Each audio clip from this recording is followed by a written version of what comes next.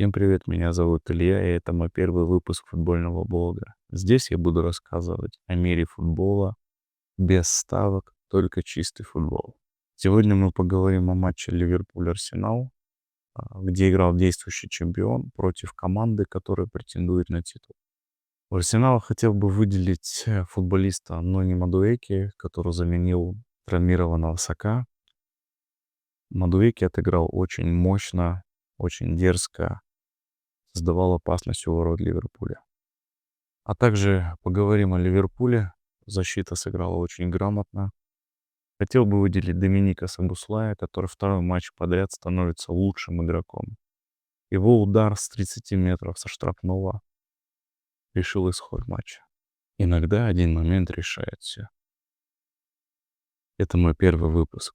Подписывайтесь, ставьте лайки, следите за моими футбольными историями.